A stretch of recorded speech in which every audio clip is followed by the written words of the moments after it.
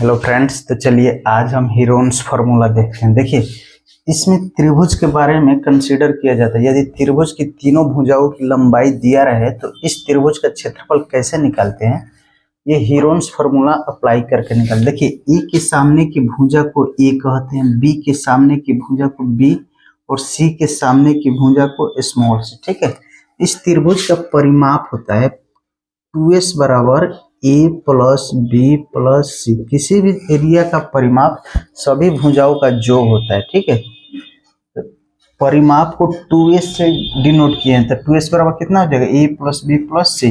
यहाँ से अर्ध पर एस बराबर क्या हो जाएगा, A plus B plus C by 2।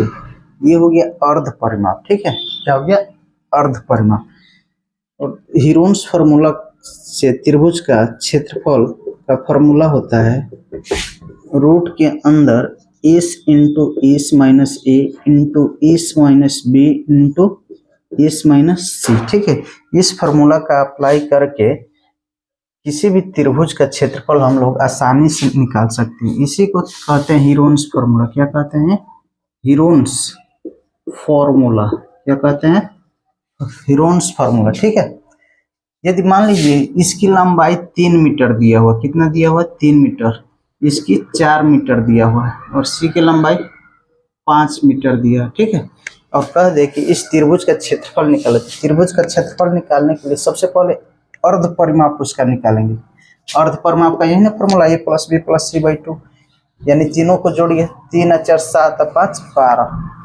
देखिए, 3 प्लस 4 प्लस 5 बट्टा 2, 5 4 9 3 12, 12 बट्टा 2 कितना हो गया, 12 बट्टा 2 6 आ गया, 6। इस क्या आ गया, 6। अब त्रिभुज का क्षेत्रफल क्या होता है, एस इंटू एस माइनस ए, तो 6 इंटू 6 में से ए को घटाइए, तो 6 में से 1 घटाइएगा 3 आएगा, फिर 6 में से बी को घटाइए, 6 में से 4 गया 2 और फिर 6 में से 5 गया 1, यही ना हुआ। ठीक है, इसको 36 18 18 दूना 36, कितना आ गया 36। 36 का वर्गमूल कितना होता है, 6 मीटर स्क्वायर।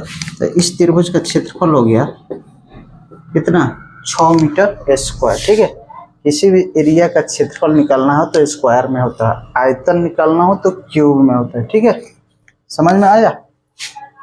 देखिए, इसमें से कोई भी घटा सकते हैं, हर बार पहले इसको घटाए फिर इसको फिर इसको, किसी को भी इससे घटा सकते हैं, तीनों को घटाना रहता है। ठीक है, यही इधर उधर हो जाता है, आंसर एग्जैक्ट इतना ही आएगा। समझ में आ गया।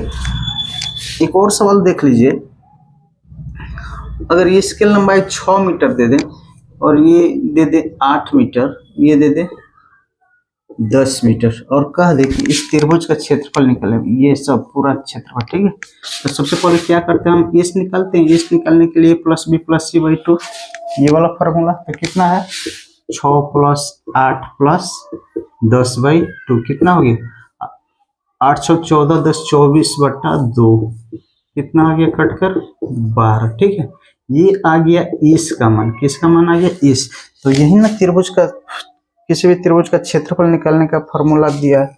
यदि तीनों भुजाओं की लंबाई दिया तो इस फॉर्मूला में अप्लाई कर दे, कितना होगा बताइए, इसका मान कितना हो, 5 हुआ, नहीं इसका मान कितना होगा 12, कितना हो गया 12 इंटू, ब्रैकेट का अर्थ होता है इंटू, 12 में से 6 गया 6, फिर 12 में से 8 गया 4, फिर 12 में से 10 गया 2, यही ना है, कितना आ जाएगा 12 6 72।